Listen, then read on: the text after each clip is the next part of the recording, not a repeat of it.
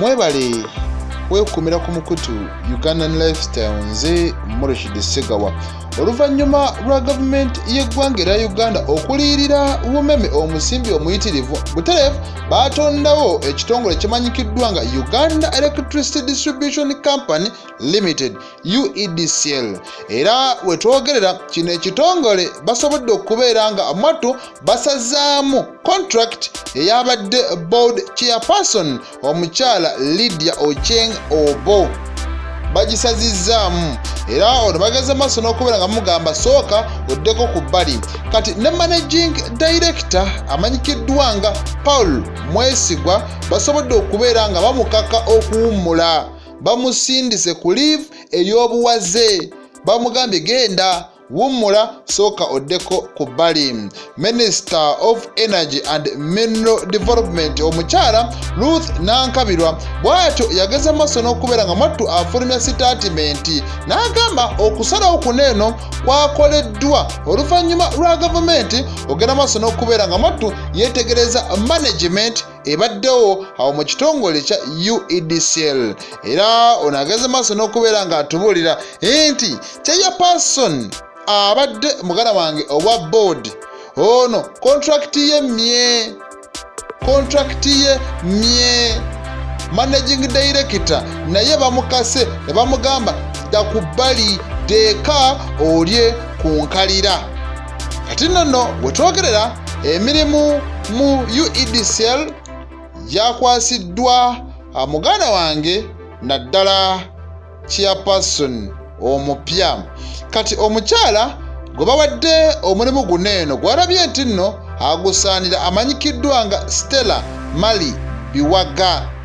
Oyo yaliwo ng'ow'ekiseera ye chairperson owa Uganda Electricity Distribution Company Limited.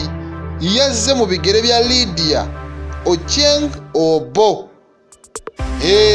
Aliwo ng'ow'ekiseera, tulinze tulabe omulimu banaagumuweera ddala oba wanaabeerawo muganda wange enkyukakyuka ezongera okubeera nga zikolebwa. Kati omutemu Christopher Okero Onyum tumuyita kati mutemu lwa nsonga omusango gwamukka mu V. Kyakakasibwa nti kituufu ono yeenyigira mu butemu obw'abaana abana abaafa mu bitundu by'eggaba. Naye kino ekikangabwa kiraga nti kikyali muganda wange ku mitima gy'abantu okusingira ddala ab'eŋŋanda z'abaana abo abana abattibwa. Kati waliwo omwana muganda wange ye abeerawo buli kasaana yeekubagiza.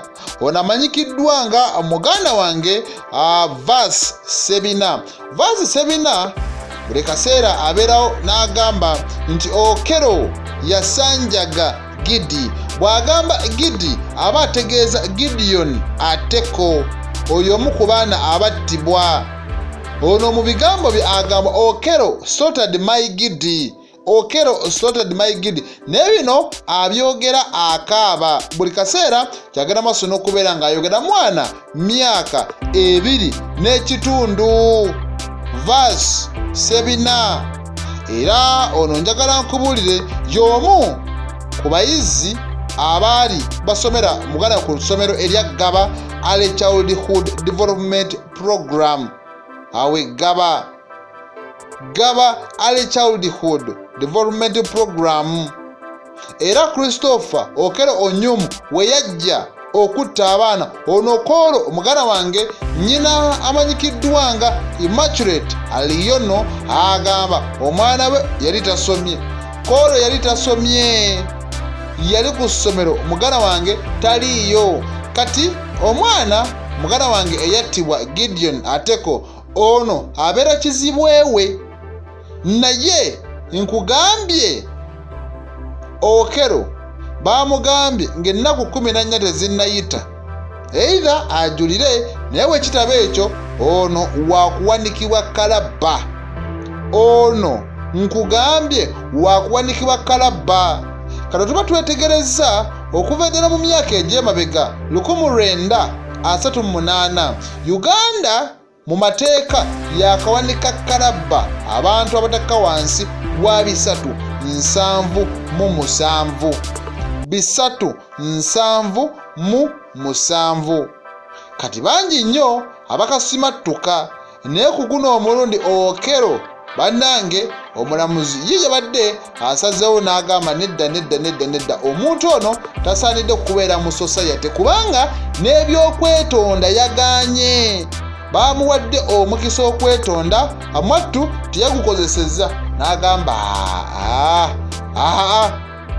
n'omulamuzi oluvannyuma n'akatyemula n'agamba kale tibwa fa tulinze tubirabemu.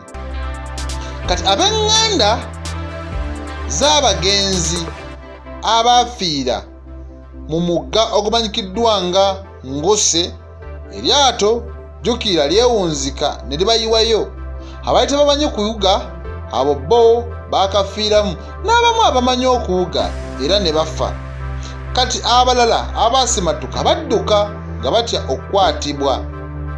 Then poliisi n'etandika omuyiggo okunoonya abo bonna abayinza okuba nga emibiri gyabwe muganda wange gyali gibuze nga tebamanyi wa gye giri. Kati Prime Minister Robin Nabbanja bw'atyo yageze maaso n'okuba nga atuukirira abakungubazi n'abagamba bannange neetisettu. Bino byonna byabadde Kagadi n'abagamba neetisettu. Era abantu 30 buli muntu obukadde 5 saawa zino eno baakazuulako emirambo 8 gye bakagenda maaso n'okubeera nga amwattu bazuula abafu. Kati kaakati Musafiri Robin Nabbanja Prime Minister abwatyo n'abagaba buli omu agenda kubeera nga yeefunira obukadde 5.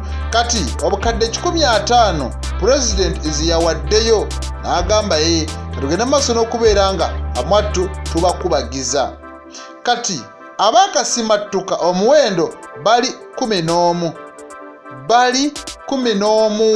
naye abakyanoonyezebwa kigambibwa okuba nti bandibanga kawogo na muzigo, bandibanga bafu, bandibanga muganda wange bafu. Omugga guno eno Nguse gwe gwawula district ey'e Kagadi ku Kikuube. Era baneeno nga bw'obimanyi nti ennyanja etta agimanyidde, baali abamu tebambadde life jacket. Kati mu kubawunzikamu ebyabwe ekyamazima nga tebiyinza kubeera birungi n'akamu n'akeddagala. Kati nno Prime Minister yasobodde okutuukayo n'atuusa obubaka bwa mukama we. Ebyo webityo byageze maaso n'okubeera nga bibeera. Bwe mba nvuddeko awo nenzira ku ludda olwa entertainment, omukyala amanyikiddwa nga Vinka kyaddaaki amaze n'alangirira n'agamba nange ngenda kubeerayo n'ekivulu. Vinka ku makya ag'olunaku olwokutaano yalangiridde. Ono amannya amatuufu ye Nakiyingi Veronica Lujja, mwana yeddira ndiga. Yalangiridde n'agamba nina okuteekateeka concert mu guno omwaka ennaku z'omwezi 21 omwezi ogw'omunaana.